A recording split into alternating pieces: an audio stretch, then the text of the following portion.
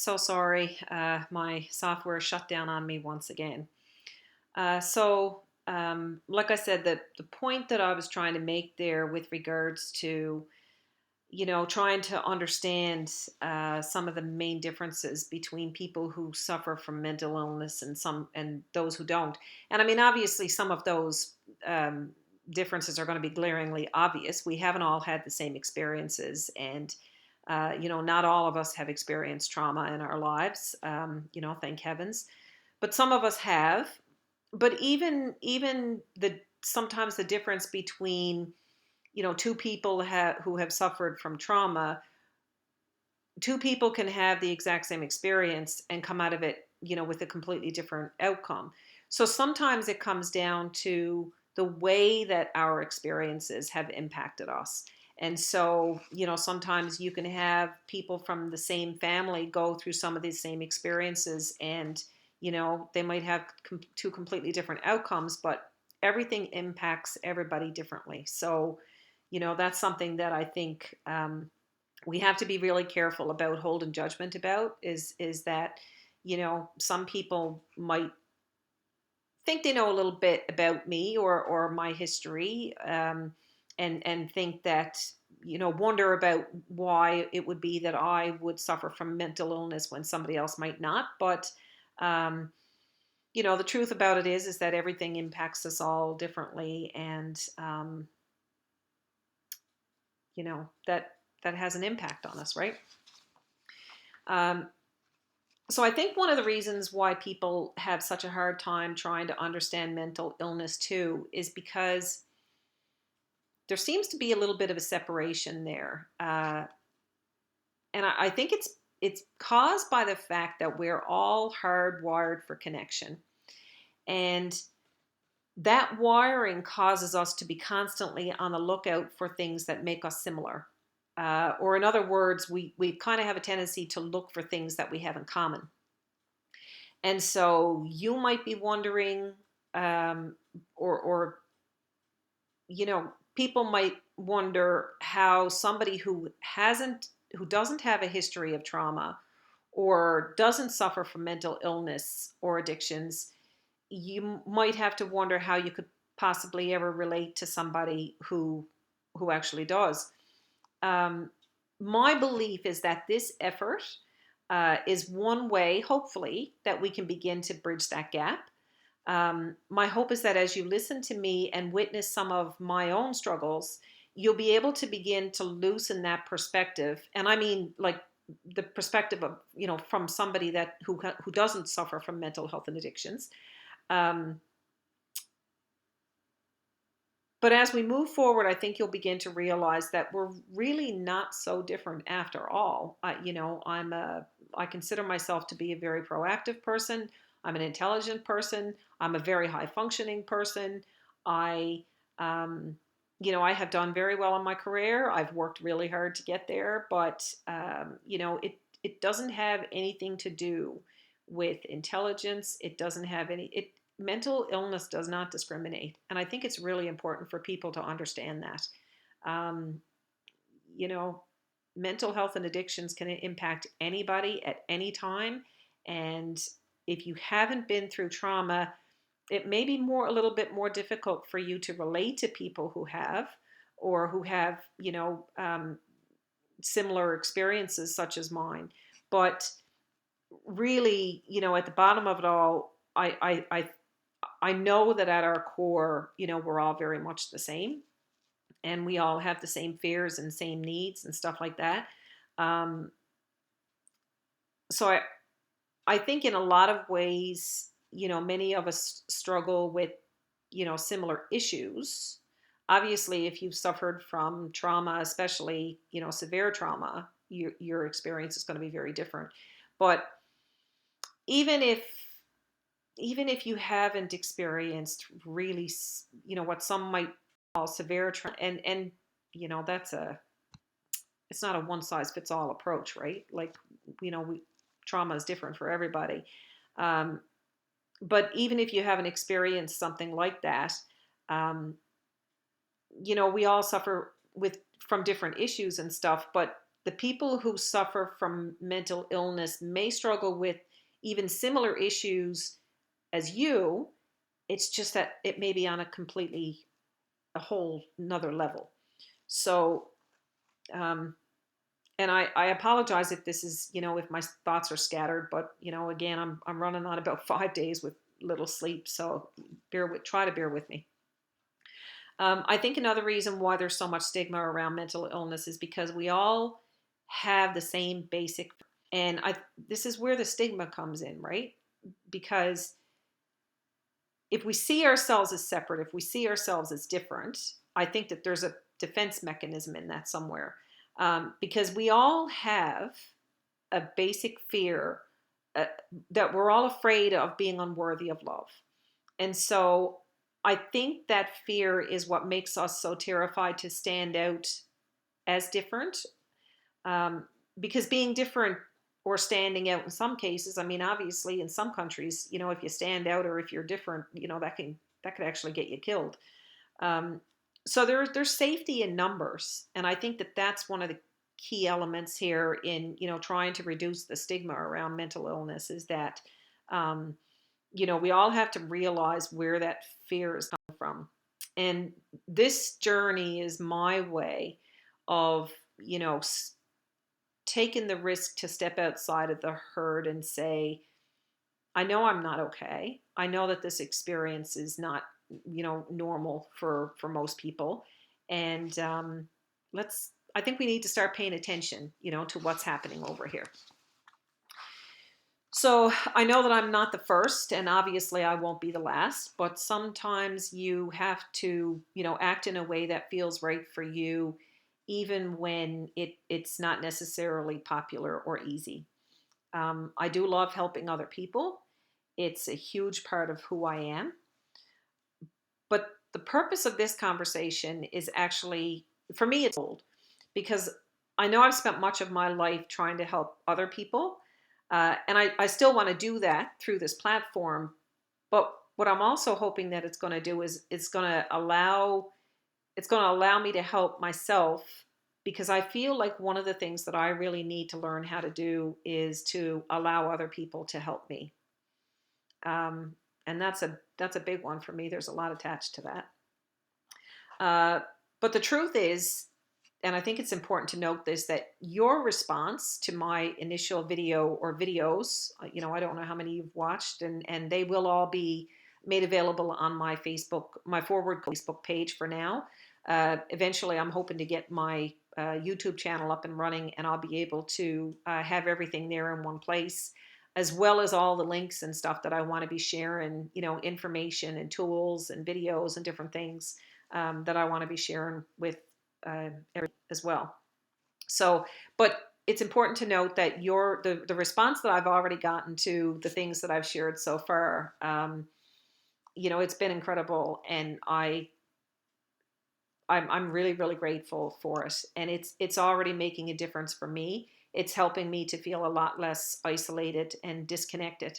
And the support has been wonderful. So thank you so much for that. So I've really been racking my brain a bit, trying to find ways to explain what it's like to live with prolonged mental illness.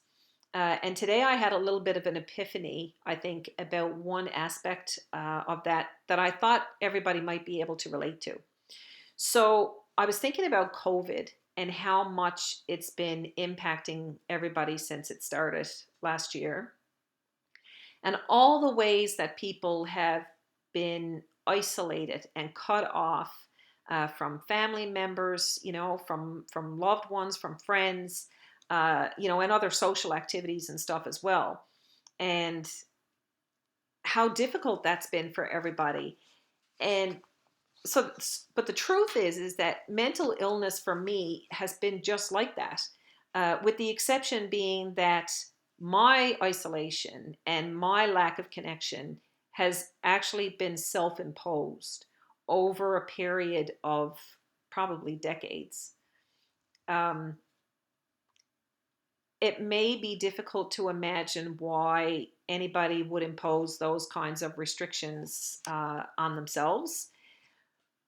But if you knew how it felt, and unfortunately now you probably do have some sense because of COVID and, the isolation and everything. When you feel like the only way that you can feel safe is to stay at home, then that's exactly why people who suffer from mental illness have a tendency to withdraw, because it is one, typically one place where you can feel safe.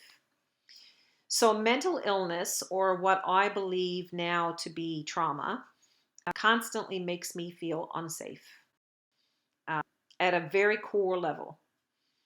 And like, to the point where going to the grocery store, just the simple act of going to the grocery store can be a really overwhelming experience.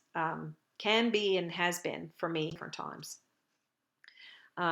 When you don't feel safe, your body and your brain have a really strong reaction to that. And so you often find yourself in a state of hyper arousal. And that's very much, what my experience has been. And just to give you a little bit of a background on that, I had it explained to me once by a counselor, and it was a counselor who had actually diagnosed me as having depression, which, by the way, I don't have right now. But she explained the whole trauma thing to me, in that there's a part of the brain, and I guess it's the hypothalamus, but when you're exposed to chronic trauma over and over again, especially at a developmental age when you're young, what that does is it messes with the chemicals in your brain. And so when your brain is constantly having to fire off those chemicals, um, it kind of impacts the way that your brain works. And so it becomes a chemical imbalance in your body. And that's one of the reasons why, trauma can have such a lasting impact on people, because um, you often find yourself in a state of hyper arousal. So it's difficult to explain all the things that may act as triggers for me. But sometimes it can be as simple as the idea of having to go somewhere. Um, it can best be described, I think, as a generalized, at least, and I'm speaking from my own experience, it can be explained as a generalized heightened sense of anxiety about any kind of social interaction. And again, this is just one element of my own experience with mental illness. So if you've ever wondered why, for those of you who do know me and live in the area, if you've ever wondered why you haven't seen me in a long time, if you've ever wondered why there's been parties or social engagements where you might have expected to see me but didn't, this is probably why. Even though I know logically that it should be safe, relatively safe, to go out here, in Newfoundland and stuff, at least pre-COVID, my body and brain react as though it's not. So all that fear, stress, and anxiety that COVID has presented to most of you as something new, all of that is actually something that I've been living with for many, many years. After a while, all that stress begins to take a toll on your body, your relationships, and your life. I guess this is why social withdrawal is so common for people like me, because when you are like this, or at least when you feel like this, it's kind of easy to recognize that just how different you are from other people in terms of those pieces, like it's not normal to feel like that, right? Um, so when you think about all of the people who have taken their own lives, and especially, famous people, like, people who they seem to be living the life. They seem to be, people have a really hard time understanding sometimes how they could do that, because so often they have life on a string. If we often think, if only we had that kind of money or fame or, lifestyle, then what could you possibly have to complain about? But the reason why nobody possibly knew that they were struggling as much as they were, is because it's so hard to talk about because of what it is that they're struggling with. So it's a bit of a vicious cycle, that we often wonder, well, people reach out, why don't people have the conversation? But this stuff is not easy. And I think this is one of the reasons why I think it's so important for me to do this and to make this effort, is because I'm fortunate enough that, I, number one, my trauma wasn't as severe as what, some people's was. And I don't want to downplay it, or make it any worse than what it was. But I mean, obviously, I suffered from some kind of trauma, because that's why I suffer from mental illness. It's, it kind of goes hand in hand. But I got on a tangent there, so I'm after losing my place. Um, but it can be a little bit of a vicious cycle. So I think that I really struggle with the notion of uh, another thing that I really struggle with the notion of is that all of this, you know, stuff that I'm suffering with, in a lot of ways, you often wonder if it is self-imposed, right? And so I think that there's a lot of guilt and shame around that, because so many have learned to judge ourselves and others so harshly. And I know for myself, at least, I certainly grew up in an era where there wasn't a lot of tolerance or acceptance, towards mental health or anybody different or anything like that. So, the fact that when you grow up with, being exposed to those beliefs and stuff, it can make suffering from mental illness that much harder, because do you have to worry about and stress about the way that you're going to be perceived by others. You had to deal with all of the internal judgment and the internal stuff, the self-deprecating thoughts and stuff that you have about yourself as well. So, it's often kind of like a double-edged knife. Um, but I wanted to end this on a positive note. I don't want to keep you too long. Um, as I said, I know it's really important to own your stuff, and there's something that I have been noticing today as I was recording some of this stuff. 'Cause, I did write some stuff down because I wanted to feel prepared. But I've noticed as I've been writing today that there are some words that I've been using throughout this narrative that I need to start paying attention to. And it's interesting because uh,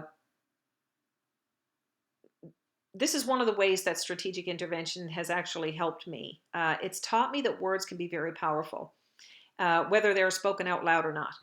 And so this is actually kind of fun now, because you get to start, watching me call out my own stuff and discover things that I might not necessarily have realized if I hadn't started this process.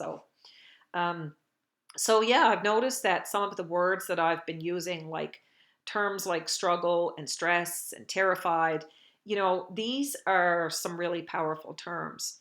And although it's probably a very accurate way to describe, um, you know, some of the things, like some of the experiences and stuff that I have, the question I've learned to ask myself is it helpful? And so it may be very helpful in terms of helping other people, to understand what it's like, how severe some of these symptoms and stuff feel.